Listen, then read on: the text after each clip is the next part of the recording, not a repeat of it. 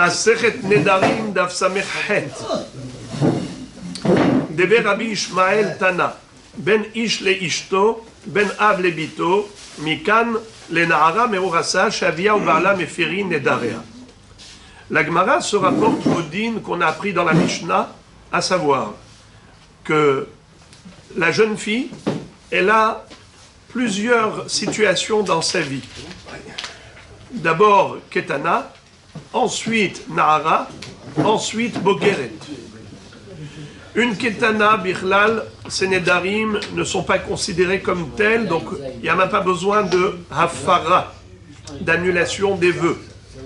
À partir de 11 ans, on est Bodek, si elle a déjà conscience du Neder, elle sait les Shemmi Nodrim, que le Neder c'est vis-à-vis de la Kadosh Baruch Hu, alors en effet, ce Neder est valide et aura donc besoin de Hatara.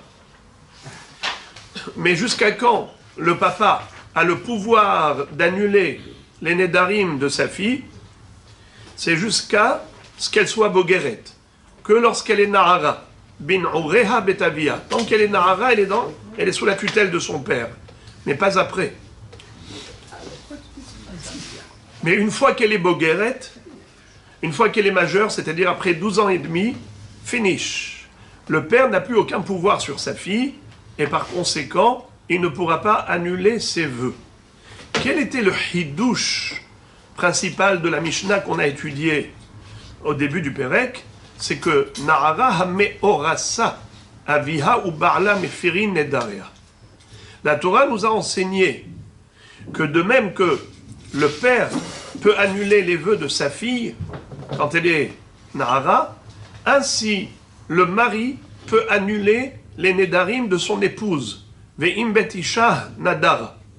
Mais qu'en est-il d'une jeune fille qui a un pied chez son père et un pied chez son mari, c'est-à-dire une fiancée?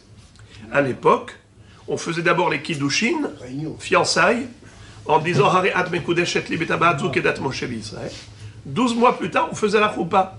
Elle était Nesua, Nisuin. Quand elle n'est que Mekudeshet, que Meoreset, elle est Aroussa, et elle n'est pas Nesua. Alors, elle se trouve dans le reshoot de qui? Dans le reshoot de son père et de son fiancé. D'accord?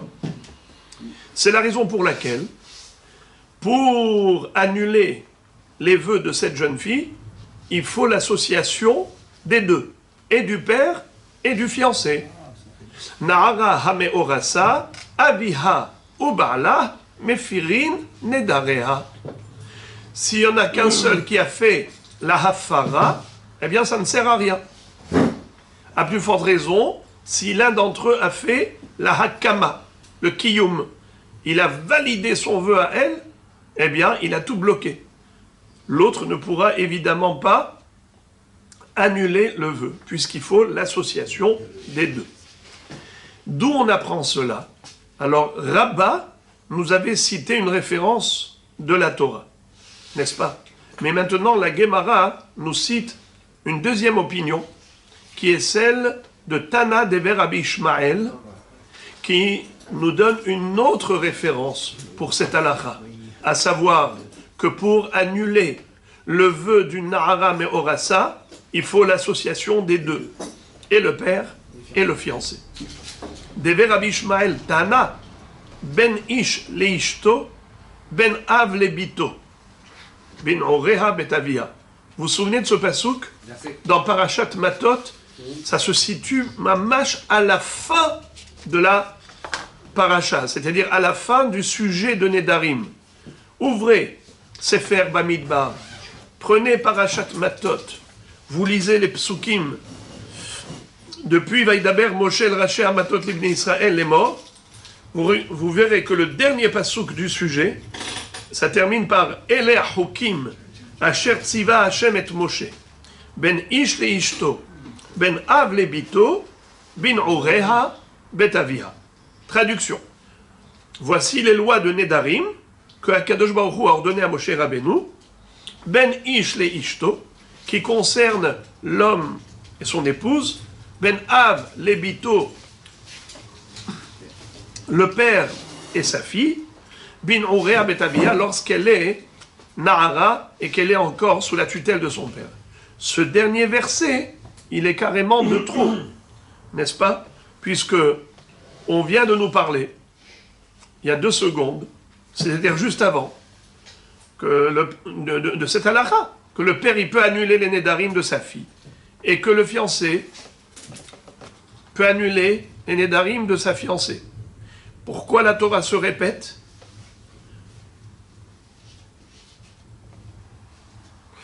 Ou que le mari peut annuler plutôt les nédarim de son épouse. Le père vis-à-vis de sa fille, le mari vis-à-vis de son épouse. Pourquoi est-ce qu'on nous répète ici Ben ish li ishto, ben av le bito? C'est quoi cette juxtaposition? C'est pour nous dire qu'à un moment donné, le père et le fiancé sont associés. Et à ce moment-là, il faut l'intervention des deux pour annuler le neder ou la chevoa de la nahara meorasa. Alors on va relire ça. Première ligne, Samerhet. Dever Rabbi Ishmael Tana, ben ish le ishto, ben av le bito, mikan la nahara meorasa, chez aviha ou barla, mefirin nedarea. Donc ça fait que finalement, on a 2 références pour cette halakha, l'une enseignée par Rabba et l'autre enseignée par Tana de Rabbi Ishmael. Mais la question que la Gemara va poser maintenant, Ul Tana de Rabbi Ishmael, im hayot le ish may avidle. C'est-à-dire, que va-t-il faire Rabbi Ishmael avec le pasouk que Rabba avait cité comme référence? Ça veut dire qu'il n'est pas possible de dire que la Torah nous donne 2 références pour la même halakha. C'est ou cette référence, ou cette référence. On n'a pas besoin de 2 références pour le même enseignement. Donc en fait, il faut faire un choix. Rabba a dit que c'est ça la référence. D'où il apprend? De Ve'imayoti yele ish. Vous vous rappelez? Ve'imayoti yele ish undarea alea et ainsi de suite. On avait dans la Torah une structure très claire. Le père qui fait la tarat nedarim à sa fille. Ensuite, ça c'est numéro 1. Numéro 3, c'est le mari qui fait la farat nedarim à son épouse. Et au milieu, en numéro 2, entre le 1 et le 3, on nous parle de Imayoti et ish. De quoi ça parle? Ça parle du fiancé. Eh bien, ça vient nous dire que le fiancé, il est entre le statut du père et le statut du mari. Et donc, quel est son din? Le din, il est que ve'im hayot yele ish. Alors, il faut que le fiancé aussi participe à l'annulation des vœux avec le père. Donc, voilà, c'est l'association des deux, l'assemblage du père et du fiancé pour annuler les vœux de la fiancée. Nahara et Orasa.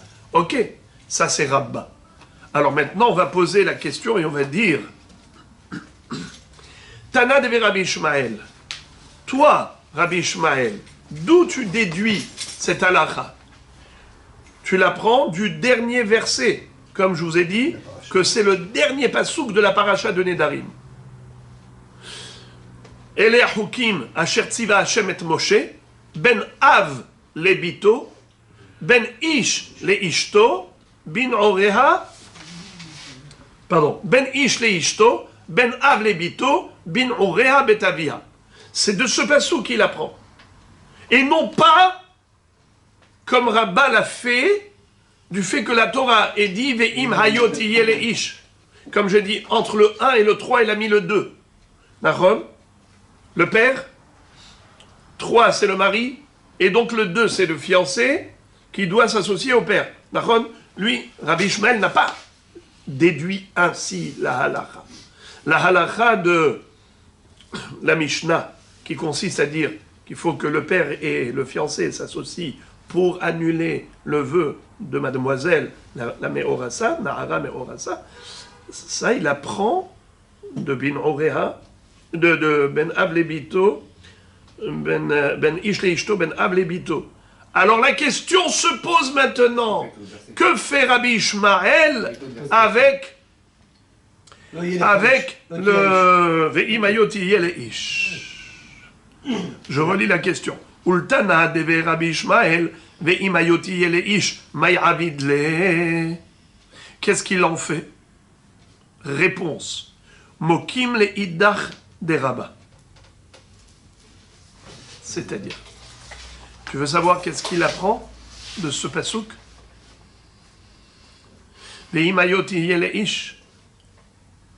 Il apprend le din que Rabba lui-même va nous enseigner plus tard dans le Daf Aïn. Il va déduire de Ve'im hayo tihye le ish, hayo tihye. On aurait pu écrire juste Ve'im tihye le ish.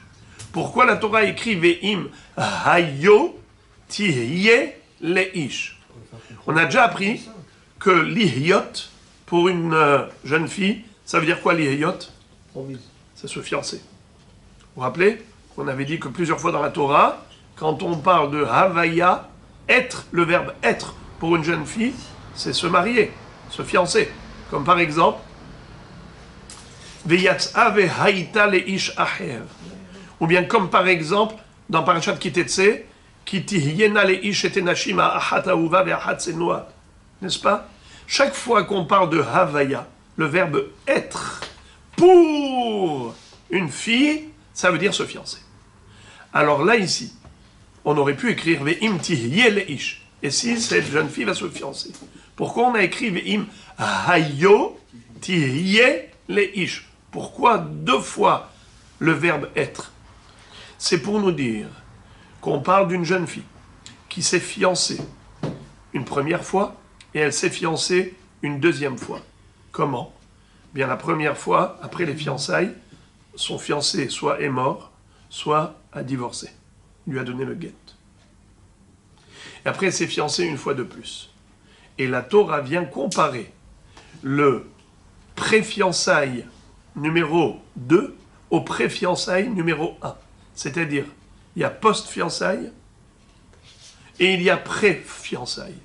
Il y a l'avant et l'après, en amont et en aval des fiançailles. Quel est le statut d'une jeune fille en amont des premiers fiançailles? Des premières fiançailles. Son père. Hein? Son père, c'est Rien du tout. Elle est célibataire chez son père. Quoi, chez son père? Elle est chez son père célibataire. À quel niveau? Elle est célibataire, donc elle est chez son père, évidemment. Ah oui. C'est qui peut lui faire la farat nedarim? Le père, et à lui tout seul. À lui tout seul. Bravo. Quand il s'est fiancé, qu'est-ce qui s'est passé? Le fiancé s'est venu s'ajouter. Eh bien, le fiancé s'est ajouté il est maintenant. mort. Il faut, Il est mort. il faut l'association des deux pendant qu'elle est fiancée. D'accord, maintenant il est mort. Maintenant, il est mort. Elle s'est pas refiancée. Elle ne s'est pas encore fiancée. Alors il n'y a que le père qui marche. Bah oui, c'est Est-ce fini. que le père, il peut ou il peut plus? Bien sûr. Elle s'est mariée la première fois. Pas seulement qu'elle s'est fiancée. Elle s'est vraiment mariée. Ouais. Et son mari est mort. Elle est quoi? Elle est quoi? Elle est veuve. Nahara. Nahara. Rien, personne. Nahara, Pas besoin. elle s'est Ça fiancée, tombe. elle s'est mariée, Ça tombe et son tout mari seul. est mort. Ça tombe était sur son mari. il est Non, mort. le neder est valide. Est-ce que son père peut l'annuler? Oui, bien sûr. Non. Non. C'est ça le chidouche, voilà. Haram. C'est à cela que je voulais... J'attendais cette réponse de votre part pour que vous compreniez le chidouche. Quel chidouche? Tout le chidouche, il est là. C'est que ce dîne-là, que le mari, que le père retrouve l'aptitude à annuler les vœux de sa fille, Nahara, lorsque le mari est décédé, c'est seulement lorsqu'il n'était que fiancé. Alors le fiancé est mort ou il a répudié. Dans ce cas-là, je dis que le père retrouve et recouvre son droit initial. Mais si elle s'était totalement mariée, alors elle a coupé le cordon ombilical avec son père complètement, puisqu'elle était rentrée totalement chez son mari. Maintenant, son mari n'est plus là, parce que soit ils ont divorcé, soit il est mort. Eh bien, maintenant, elle ne retourne pas chez son père. Elle ne sera plus sous la tutelle de son père, bien qu'elle soit encore Nahara. Et le père n'aura aucun droit sur elle pour faire Atarat Nedarim. D'accord? Alors maintenant, écoutez bien, s'il vous plaît, le Hidouche de Rabat. Il y a eu fiançailles numéro 1. Il y a eu ensuite décès ou divorce. Ensuite, fiançailles numéro 2. Écoutez bien. Entre les fiançailles 1 et fiançailles 2, entre les deux, qu'est-ce qui s'est passé? Elle est retournée chez son père. Si elle est retournée chez son père, est-ce que son père pouvait annuler les vœux de sa fille quand elle est revenue chez lui? Réponse oui. C'est ça le limoud que déduit Rabbi Shmael de ce passage-là. Ve'im hayo tihye leish. On a dit c'est quoi hayo tihye? C'est fiançailles. C'est quoi la havaya? Pour une fille, c'est quoi le verbe être? C'est se fiancer. Ve'im hayo tihye, pourquoi il y a écrit 2 fois fiançailles? Pour dire qu'elle s'est fiancée 2 fois. Comment? Fiançailles. Divorce ou décès? Fiançailles. Après le divorce ou le décès, avant les fiançailles numéro 2, elle est retournée chez son père. Est-ce que son père, à ce moment-là, il a le droit d'annuler ses vœux à lui tout seul? Oui. C'est-à-dire, est-ce qu'il a retrouvé ce même droit qu'il avait auparavant? Réponse oui. Car on compare le célibat 1 au célibat 2. Vous avez compris? C'est pour ça que je vous ai dit. On compare le din que le père a après les fiançailles premiers de sa fille au din qu'il avait avant les fiançailles de sa fille. Pourquoi si elle se marie, non? Parce que là, elle a coupé le cordon ombilical. Elle est totalement rentrée chez son mari. Je l'apprends. Parce que c'est la réalité, qu'une fois qu'elle est sortie de chez son mari... Les Nahara, si elle dit elle s'est mariée, elle est morte. Elle était Oui, mariée. mais Nahara qui s'est mariée, Oui. est-ce qu'elle est encore chez son père? Elle va retourner chez son père. Écoutez bien. Quand elle est fiancée, ça dit, quand elle est fiancée, est-ce qu'elle a coupé le cordon ombilical? Non. Quelle est la preuve? Parce qu'elle vit Elle retourne chez son père. Non, c'est pas ça la preuve. C'est que même lorsqu'elle est avec son fiancé, le fiancé ne peut pas tout seul faire Afarat Nedarim. Il faut l'intervention du père. Ça veut dire que quoi? Qu'elle n'a pas coupé le cordon ombilical. Mais quand elle s'est mariée, c'est qui lui fait la Afarat Nedarim? Son mari. Pourquoi pas le père? Parce qu'elle a coupé avec le père. Parce qu'elle a coupé avec le père. Maintenant elle est morte. Attendez, mais répondez, dites les mots. Elle a coupé. Alors si elle a coupé, pourquoi vous voulez qu'elle puisse revenir chez son père? Parce que quand son mari va mourir, automatiquement elle va retourner chez Mais son non, elle a coupé, vous avez dit vous-même. Elle a coupé. Pour ça, elle sort. Non, eh ben voilà, dites le mot. Elle a coupé le cordon ombilical. Une fois qu'on a coupé, il n'y a plus de cordon. Et elle n'a pas besoin de retourner chez C'est tout. Alors, c'est simple comme bonjour. Alors, à partir du moment où vous avez compris ce dîne-là, que elle est... Le papa retrouve le droit de faire Afarat Nedarim lorsque son fiancé, son deuxième fiancé est mort ou a divorcé. Le premier fiancé, ça veut dire que entre les deux, à chaque fois que le fiancé meurt ou la répudie, le papa retrouve le droit exclusif. Il retrouve l'exclusivité de son droit. Et pourquoi un Chacham ne peut pas le faire Un Chacham, c'est déjà Atarat Nedarim. Nous, on parle de Afarat Nedarim. Afarat Nedarim, d'accord. Alors, ici, la Gemara dit Verabba, Haïdetane de Verabi Ishmael Maï Avidle. La question se pose sur Rabba maintenant. Lui qui a déduit la halakha de la Mishnah, à savoir qu'une jeune fille fiancée, son éder est annulé que par l'intervention des deux facteurs, papa et fiancé, il a appris du pasuk Veim Hayot Yihye Leish.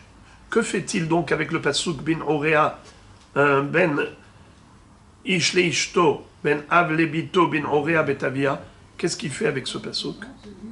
Miba'ele lomar she'abaal mefer nedarim shebeno lebena.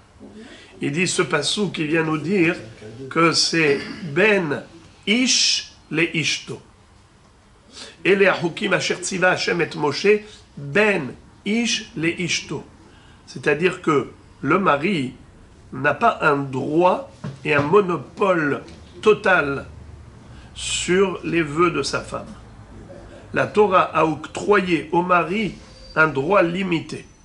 Certes, il peut annuler les vœux de sa femme, mais que ceux qui appartiennent à l'une des deux catégories.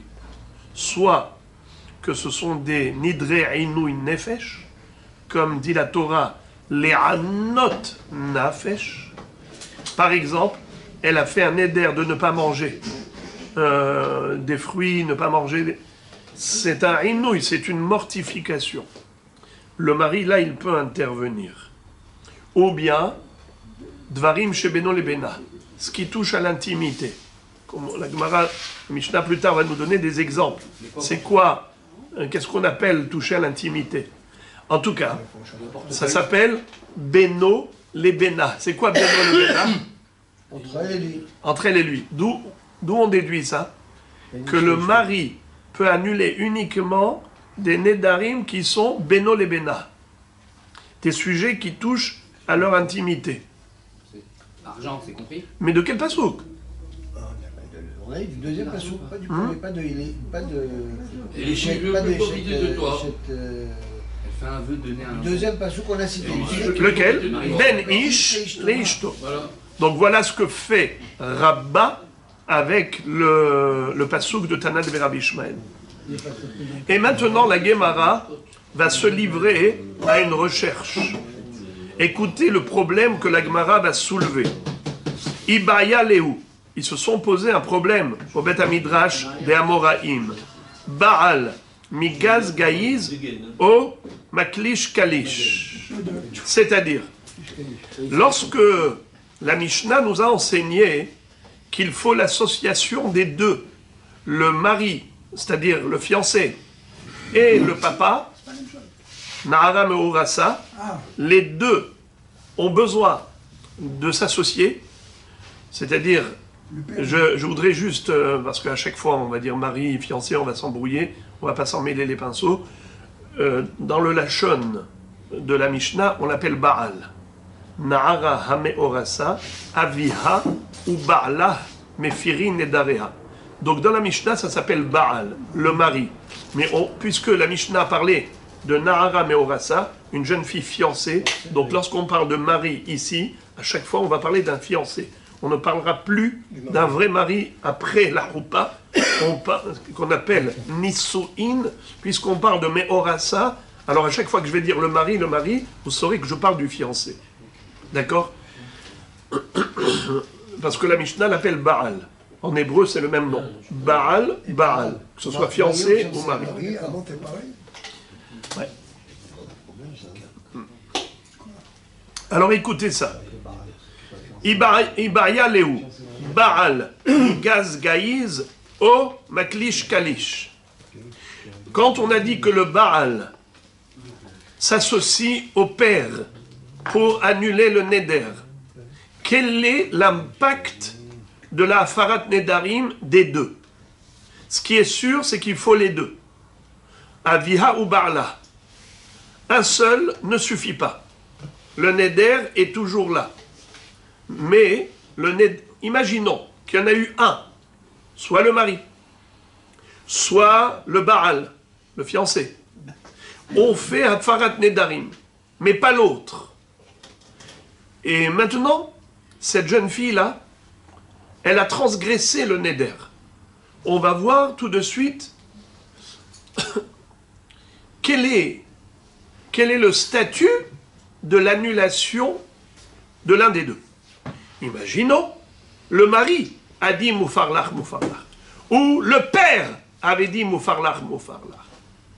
Qu'est-ce qui s'est passé au moment où il n'y a eu qu'une seule annulation? Il n'y a pas eu les deux associés. Qu'est-ce qui s'est passé à ce moment-là? Quel est l'impact de l'annulation de l'un d'entre eux? On ne peut pas dire que quand il n'y en a qu'un seul qui a fait Hafarat Nedarim, eh bien rien ne s'est passé. Forcément, il y a eu quelque chose qui a été fait. Car nous avons une règle, 0 plus 0 égale 0. Donc si tu me dis que le premier c'est 0 sans le deuxième, alors le deuxième aussi ça va être 0. Ce n'est pas possible de dire que le premier n'a rien fait.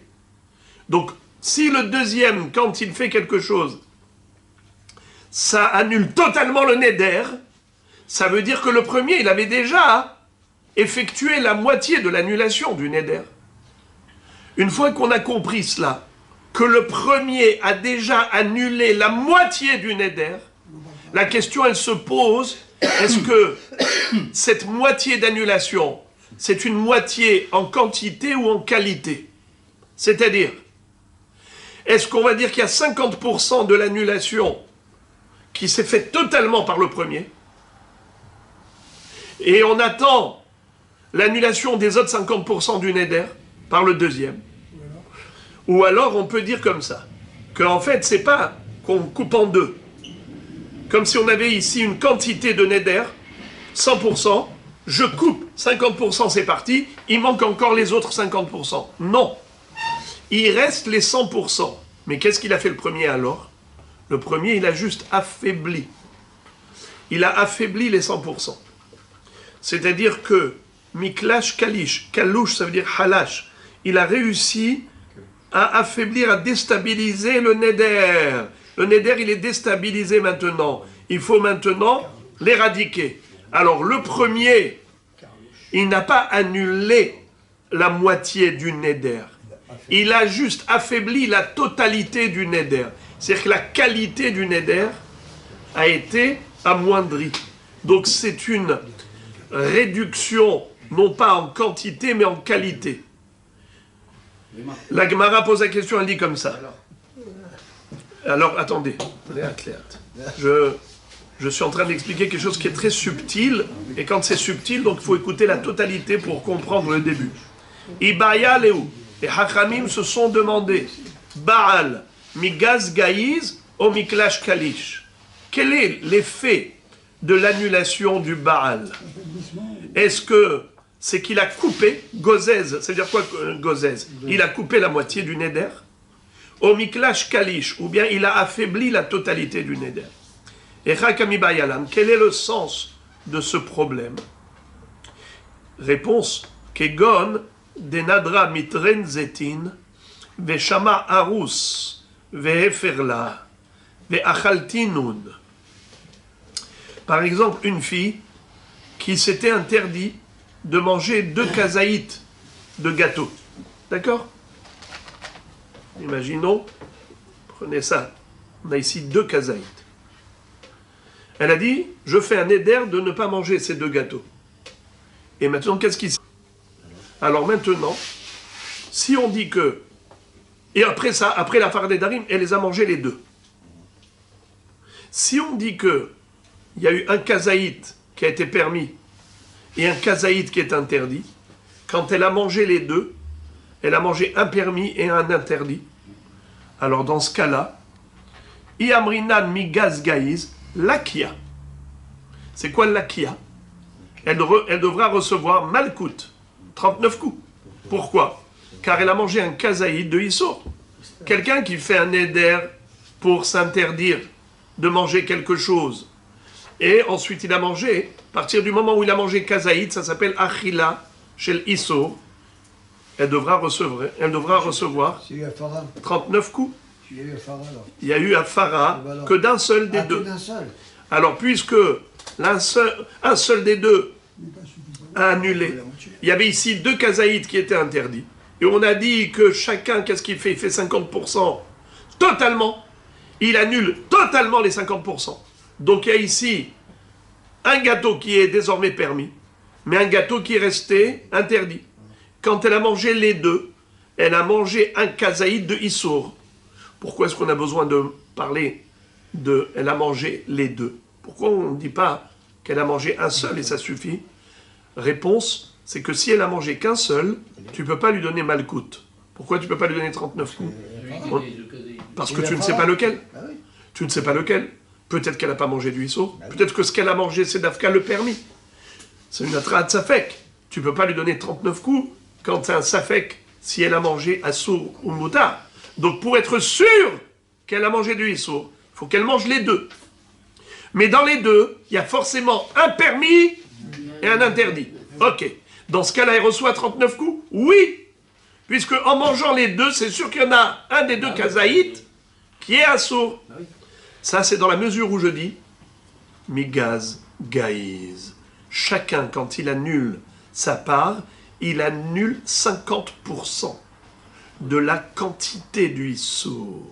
Donc, 50% de la quantité a été autorisé, permis, puisque le vœu a été annulé.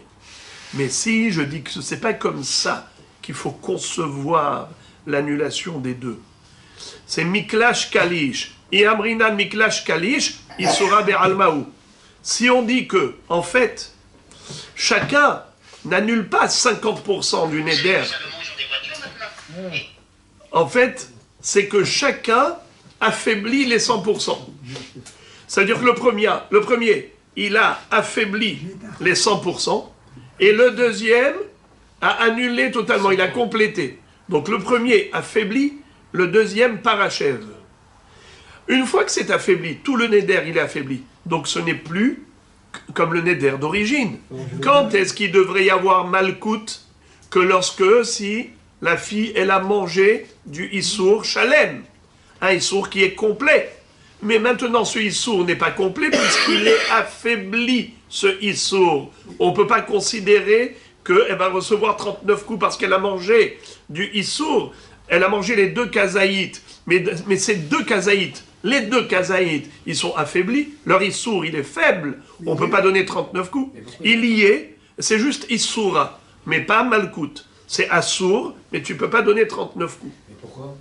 Pourquoi? C'est pas parce qu'il est affaibli qu'il n'y a pas, la flagellation.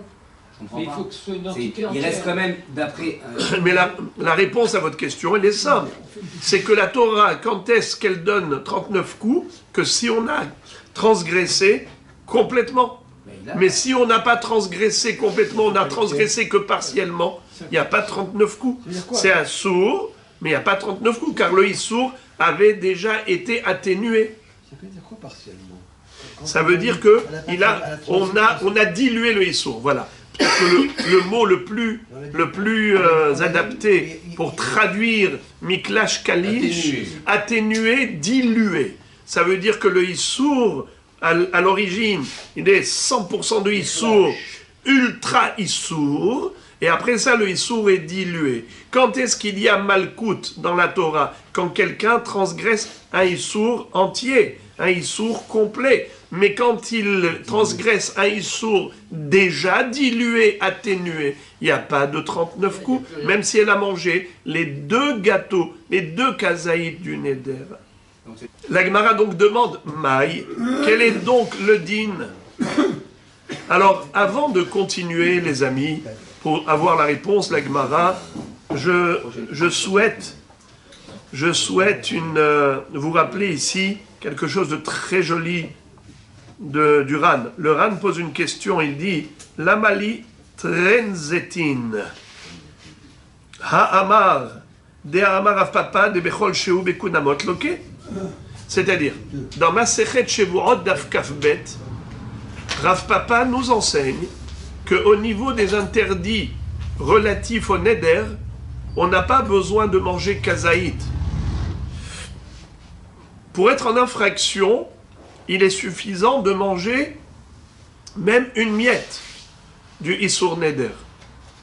En général, lorsque la Torah dit interdit de manger telle chose ou tel aliment, par exemple, quelqu'un qui aurait mangé du jambon, combien doit-il manger pour être Hayav Malkout? Kazaït. S'il mange moins de kazaït, il ne recevra pas Malkout. Alors que pour le Issour qui est relatif au Neder, même s'il mange moins de kazaït, il reçoit Malkout. Comme ça nous dit Rav Papa. Afilou Machéou.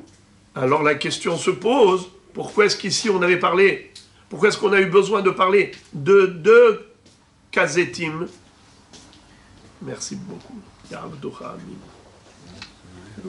A priori, même un seul kazaït, même sans kazaït, rien du tout. Afilou Machou, même une miette, elle devrait recevoir Malkout. Alors le Ran a 3 réponses à cette question.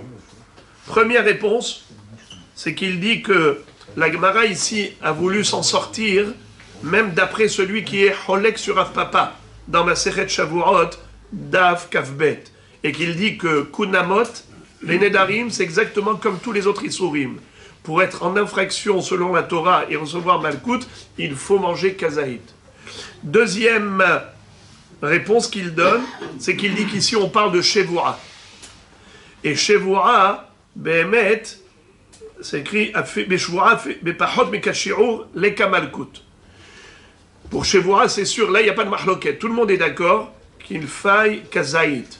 Moins de Kazaït pour Shevoura, il n'y a pas de Malkut. Et ici, bien qu'on appelait Neder, mais on a déjà trouvé que la Shevoura s'appelle Neder, on va appeler Nadar Bemohi, et de ce fait, on parle ici de Shevoura. Voilà pourquoi il faut Kazaït. Même d'après Rav Papa. Troisième réponse, il dit que le mot loqué, ici, ça ne veut pas dire loqué, malkout, 39 coups, c'est loqué bekorban me'ila. Vous savez très bien que quelqu'un qui profite du Beth Amikdash, il a fait me'ila bahekdesh, il a profané le sacré, il doit apporter korban me'ila, hacham me'ilot. Il y a man de Amar, on a déjà vu, vous vous rappelez, mahloket. Aïm yesh me'ila bakunamot, o en me'ila bakunamot. Il y a ceux qui disent que quelqu'un qui s'est interdit quelque chose, ben neder, eh bien, s'il a transgressé, il a mangé ce qui était assourd, il doit apporter korban me'ila. Parce qu'il a dit kunam, et kunam c'est korban. C'est comme un korban. Vous vous rappelez de ça? Eh bien, il nous dit que voilà pourquoi il fallait parler de kazaït, parce que pour être hayab de korban me'ila, il faut obligatoirement un shi'ur minimal. Et le shi'ur minimal, c'est kazaït. Rabbi Akiva Iger, ici sur le côté Gideon Hachas, il pose une forte couchia là-dessus, et il dit, je ne comprends pas. C'est vrai que me'ila requiert un shi'ur minimal. Mais le shi'ur minimal de me'ila, c'est shavé pruta. C'est le profit d'une valeur, d'une pruta. Mais on n'a pas besoin de kazaït. Donc on ne doit pas parler d'un volume, on doit parler d'une valeur. Or ici, on nous a parlé de kazaït. Comment ça se fait? Donc la troisième réponse que cite le Ran pour le Rabbi Akiva Iger, il dit, je la comprends pas. Il reste Betzarich Ayun. Et je comprends pas.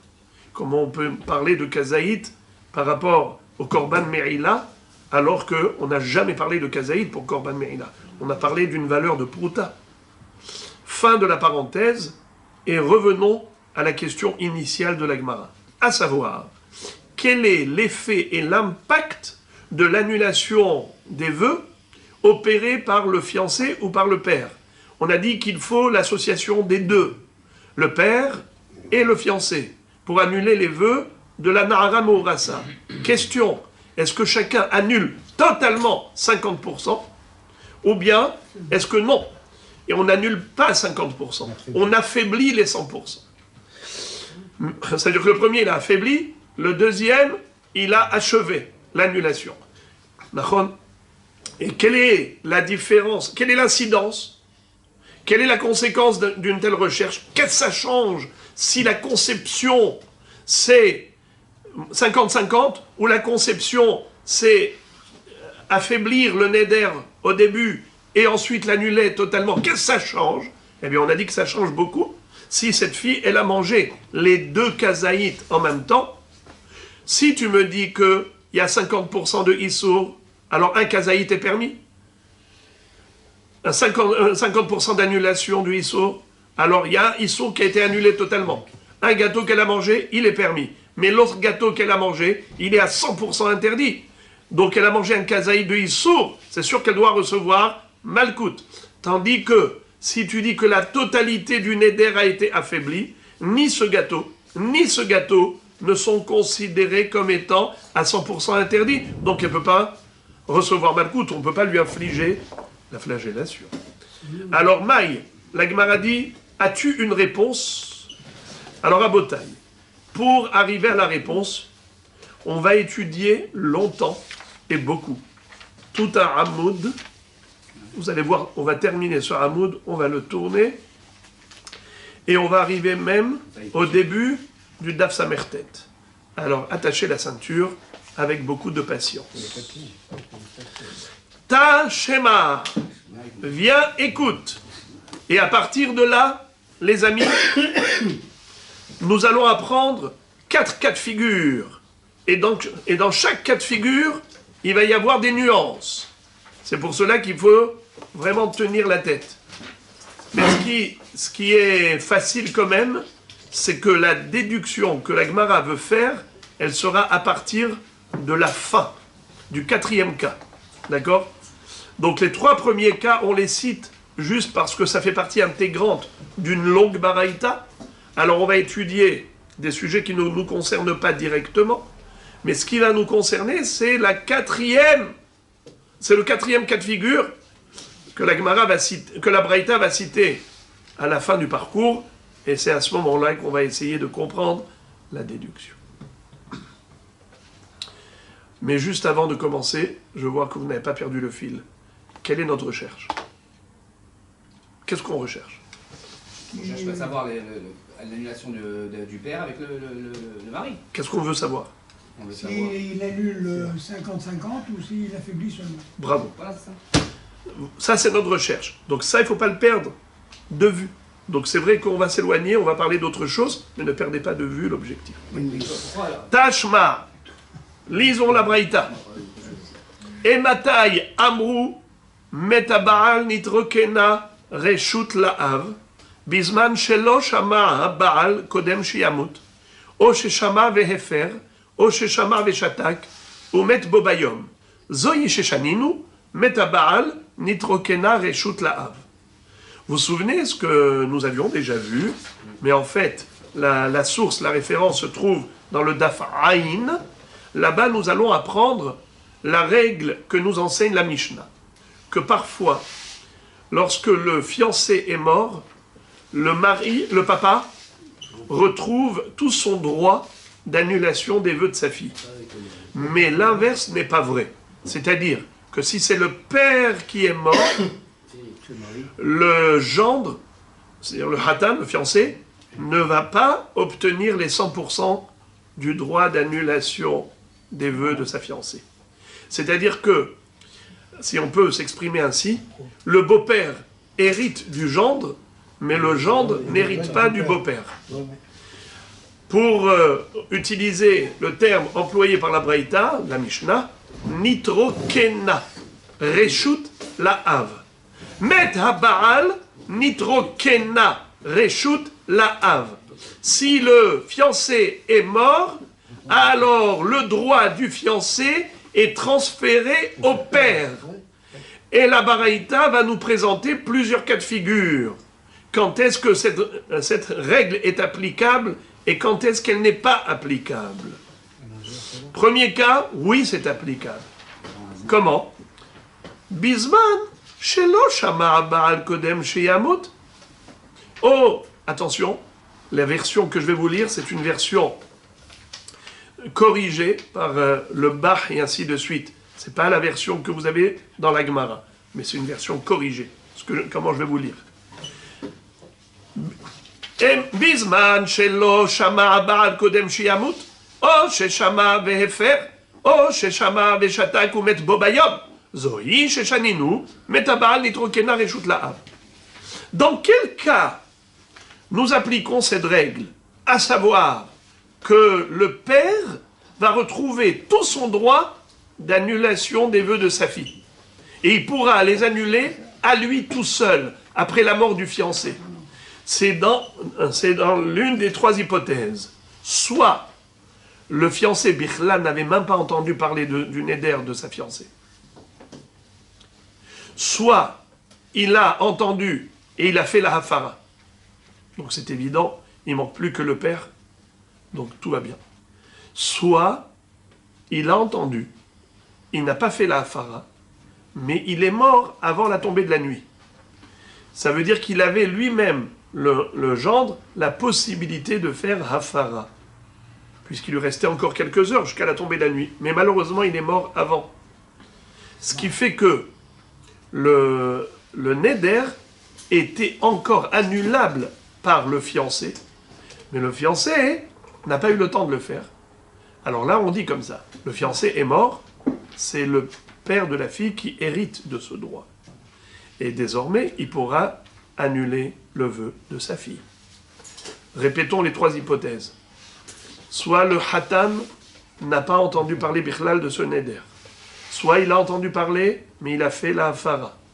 soit il a entendu parler de ce neder, il n'a pas fait la hafara, il s'est tu, mais il avait encore quelques heures. Son silence n'est pas considéré comme confirmation. Car vous le savez, que si l'un des deux, écoutez bien, si l'un des deux a entendu le neder et il s'est tu jusqu'à la tombée de la nuit, eh bien c'est considéré comme un kiyum du neder. C'est comme s'il a fait une akama, comme s'il a validé le neder. Après c'est fini, ils ne peuvent plus faire machine arrière. Le neder est bloqué. Car qui ne dit mot consent. Mais combien de temps faut-il se taire pour dire que c'est un consentement validé? C'est jusqu'à la tombée de la nuit. Miyom el yom. Beyom shomro. Beyom shomro. Mais s'il a entendu, il s'est tu, mais c'est pas encore la tombée de la nuit. C'est pas considéré comme une validation d'une neder. Alors, c'est de cela qu'on parle. Quand est-ce que le père retrouve son droit, son plein pouvoir sur sa fille après la mort du fiancé? C'est uniquement lorsque le neder, soit le fiancé Bichlal, il n'en a pas entendu parler, soit il a entendu parler, il a déjà fait sa hafara, donc il manque plus que les 50% du père, il n'y a pas de problème, soit que c'est vrai qu'il n'a pas fait de hafara, c'est vrai qu'il a entendu, mais il n'a pas eu le temps de réagir, il avait encore quelques heures jusqu'à la tombée de la nuit. Dans ce cas-là, Zohi Sheshaninu, c'est à ce propos que Hachamim nous ont enseigné dans la Mishnah. Meta Baal, Nitrokena Reshut La'av. Le fiancé est mort, eh bien le droit est transféré au père. Premier cas de figure. C'est même pas encore terminé. Voilà le premier cas de figure. Mais si le Hatan a entendu le Neder et il a été Mekayem, c'est quoi Mekayem? Il a validé. Alors là, il a bloqué le neder. Le père ne peut plus rien faire. Ou bien, même s'il n'a pas validé, mais il a entendu jusqu'à la tombée de la nuit. C'est-à-dire la nuit est tombée. C'est comme s'il était Mekayem. Eh bien, le père ne peut plus rien faire. En ha'av yachol lehafer. Premier cas de figure. Et maintenant, on va terminer le premier cas. Shama aviha veferla. Velo yispik abal ishmoa ad sheshama ha'av zohi sheshaninu met ha'av lo nitrokena reshut labal. Imaginons, par exemple, l'inverse. C'est le père qui est mort. Le père, d'abord, il a fait la hafara. Ensuite, il est mort. Et le mari n'a pas entendu, parler de ce neder jusqu'après la mort du père. Dans ce cas-là, il ne peut rien faire. Bien que c'était le jour même. Bien que le père n'a pas été Mekayem. Au contraire, le père, il a fait la hafara. Et le jour même. Donc, on a ici tous les ingrédients réunis pour donner le droit au fiancé pour compléter l'annulation. Eh bien, non. Pourquoi? Parce qu'il faut qu'il soit, comme on le verra après, il faut qu'il y ait une association. La main dans la main. Le fiancé n'a de pouvoir que lorsqu'il s'associe au père. Mais là, ce n'est pas considéré comme une association avec le père, vu que le père, quand il a annulé, il était seul à le savoir que sa fille a fait un neder. Il a annulé à ce moment-là et il est mort. Donc maintenant, il n'est plus là. Maintenant, le fiancé se retrouve tout seul. Il n'est pas en train d'agir en association avec le père, puisque le père n'est plus là. Dans ce cas-là, c'est pas bon. Et il ne mérite pas du droit du père. Zohi sheshaninu, meta'av, lo nitrokena reshut labal. Voilà le premier cas. Deuxième cas. Shama ba'ala veheferla. Le mari a entendu parler du neder, il lui a fait la hafara. Velo ispika av lishmoa ad shemet abal. Le mari, il a entendu parler, le fiancé, et il lui a fait la hafara. Velo ispika av lishmoa ad shemet abal. Zohi sheshaninu met abal nitrokena reshut la'av. Le mari, c'est vrai que... le père, c'est vrai qu'il n'avait pas entendu parler de ce neder, jusqu'à ce que le mari soit mort. Eh bien, ce n'est pas grave. Malgré tout. Étant donné qu'il hérite du droit du gendre, eh bien, il n'y a aucun souci. Vous entendez? Quel est le chidouche ici? Le chidouche, c'est que le père n'agit pas en association. Il agit à titre exclusif. Car une association, c'est quoi? C'est quand il y a les deux personnes qui sont là. Là, elle s'associe. Mais si il y en a un qui est mort, tu t'associes à qui? À personne. Il n'est plus là. Malgré tout, ce n'est pas gênant. Pourquoi ce n'est pas gênant? Vu que le fiancé n'a pas validé le neder. Et il n'est pas resté indifférent. Au contraire, il a même annulé. Alors c'est vrai que le papa n'avait même pas entendu parler du neder. Et maintenant le fiancé est mort. Et c'est maintenant, après la mort du fiancé, que le papa a entendu parler du neder. Et maintenant il va agir. À quel titre? À titre personnel et individuel. Malgré tout, ça marche. Pourquoi ça marche? Car le père hérite du gendre, bien que le gendre n'hérite pas du père. Zoï Shechaninu, Metabaal, Nitrokena Reshut, la Hav. Troisième cas. Shamar Baala Ve'eferla. Son fiancé a entendu parler du neder et il a annulé. Velo ispika abdishmo ad shemet. En Baal yachol le'afer. Shen Baal mefer et la beshutafut. Eh bien, maintenant que le père est mort, il ne peut rien faire. Le fiancé, bien qu'il avait annulé déjà sa moitié, tu aurais pu croire que maintenant que le beau-père est mort, alors il peut annuler la deuxième moitié. Réponse non, car le gendre n'hérite pas du droit du beau-père. Quatrième cas de figure, et c'est là qu'on arrive à ce qui nous concerne. Shama aviha ve'eferla, velo yispik ha'baal lishmoa ad shemet. Hozer ha'av u'mefer chelko shel ha'baal. Amar Rabbi Natan, hen divrei bet Shammai.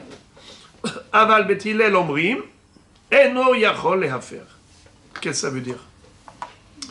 Tana Kama nous dit que si le père a entendu parler de ce neder, il lui a fait la hafara, alors que le fiancé n'a même pas entendu parler du neder et le fiancé est mort, c'est-à-dire que maintenant, le père, il va faire une deuxième annulation à la place du Baal, parce qu'il hérite du droit du Baal. Expliquons-nous. Qu'est-ce qu'il avait fait auparavant? Il avait annulé déjà sa moitié. Ensuite, le fiancé est mort. Alors que le fiancé n'a même pas entendu parler du neder, il est mort. Donc on ne peut pas dire qu'il a validé. Ok, il n'y a pas de validation, mais il n'y a pas d'annulation non plus. Figurez-vous que le papa peut hériter des 50% qui restent de la part du Baal. Il hérite de son fiancé et il va pouvoir annuler les autres 50%. Donc il y a eu combien d'annulations, les amis? 2. La première fois à titre de père, la deuxième fois à la place du fiancé. Mais c'est toujours le père. Rabbi Nathan dit attention, non. Attention, cette halakha, c'est Bet Shammai qui l'enseigne. Ce n'est pas la halakha. C'est Bet Shammai seulement qui disent ça. Alors, mais Bet Hillel, qu'est-ce qu'ils disent? Eno yachol lehafer. Bet Hillel disent non, non, non. Il ne peut pas annuler. Pourquoi, Rabotai? Selon Bet Hillel, lorsque le papa avait annulé précédemment, et maintenant son fiancé est mort, tu dis que les autres 50% du fiancé, c'est fini, c'est bloqué. Pourquoi c'est bloqué? Nous on a dit que le père hérite du fiancé. Shma mina, le bet Shammai migaz gaiz, le bet Hillel miklash kalish. Shma mina. La Gemara nous dit, en fait, ici, il y a un hidouche extraordinaire. La mahloket entre Bet Shammai et Bet Hillel, c'est exactement notre recherche. Qui est-ce qui se rappelle quel était le point de départ? Qu'est-ce qu'on recherchait? Est-ce que le père et le fiancé, quand ils annulent le vœu de la fiancée, est-ce que c'est 50-50? Ou bien est-ce que le premier, il affaiblit la totalité, le deuxième, il complète l'annulation. C'est-à-dire le premier, il déstabilise et l'autre, il repousse totalement. Alors on dit comme ça. Si tu me dis que c'est 50-50, alors là, je peux comprendre pourquoi Beth Shammai ont dit qu'une fois que le père, il a d'abord annulé ses 50, très bien, qu'est-ce qui manque? 50. C'était qui les autres 50? C'était le fiancé. Le fiancé est mort. Qui hérite de lui? Le père. Alors voilà pourquoi Beth Shammai disent quel est le problème. Le père avait fait une première annulation en tant qu'associé, donc il a déjà annulé les 50. Le fiancé est mort, le père hérite de lui, il va annuler les autres 50, tout va bien dans le meilleur des mondes. 50 et 50, c'est le père qui les a fait. La première fois en tant que père, la deuxième fois en tant qu'héritier du gendre. Mais si tu me dis qu'en fait, le père, quand la première fois, il avait annulé le neder, il avait annulé sa part, c'est pas qu'il y a une part prédéfinie, c'est qu'il déstabilise l'ensemble. Et maintenant, qu'est-ce qui va se passer? Le deuxième, il vient et il complète l'annulation. Il dit en fait, le père, il ne peut pas faire les deux rôles. La première fois en tant que déstabiliseur et la deuxième fois pour compléter l'annulation. Pourquoi? Parce que la Torah nous dit qu'il faut obligatoirement qu'il y en ait un qui déstabilise et l'autre qui complète l'annulation. Or ici, le papa, Il prend les deux rôles. il prend les deux rôles, ce n'est pas possible. Si le neder était entier, alors oui, le neder il est entier, alors il fait l'annulation, comme on avait dit par exemple, le fiancé, le papa n'avait pas du tout annulé. Regardez Rabotai. Le papa n'avait pas du tout annulé. Et ensuite, le fiancé est mort. Et le papa a entendu, il peut annuler tout seul. Parce que là, on a un éder entier et il agit tout seul par rapport à cela. Mais lorsque lui-même a déjà fait l'annulation, et là, il arrive lui-même pour parachever, là, ce n'est pas possible. Donc, on a compris que c'est ça la mahloket. Shma mina. Que quoi? Que Beth Hillel dise Miklash Kalish. Et là, elle est comme qui? Comme Beth Hillel. Pas comme Beth Shammai. Beth Shammai pense que Migaz Gaïz. Mais Beth Hillel dise Miklash Kalish. Alors maintenant, je vous repose la question. La jeune fille, elle a mangé ça. Elle a mangé les deux kazaïtes. Un kazaït qui avait été annulé par le père ou par le fiancé. Mais l'autre kazaït n'a pas été annulé. Et elle a mangé les deux. Est-ce qu'elle reçoit Malkout, oui ou non? Non. Oui. Bravo! Non. Bravo! C'est non. Pourquoi non? Parce que ce qu'elle a mangé, c'est pas un 100% de Issour. C'est un Issour dilué. Un Issour dilué, il n'y a pas de neige. Si c'était 50% permis, 50% interdit, donc l'interdit qu'elle mange, c'est un interdit clair. Donc c'est sûr qu'elle aura Malkout. Mais si on dit que la halakha est comme Beth Hillel, dont on a prouvé maintenant que selon Beth Hillel, Miklash Kalish, alors le Issour il est dilué, il n'y a pas de Malkout pour un Issour qui est dilué. Voilà donc, Shma Mina, la conclusion de la Gemara. C'est très joli.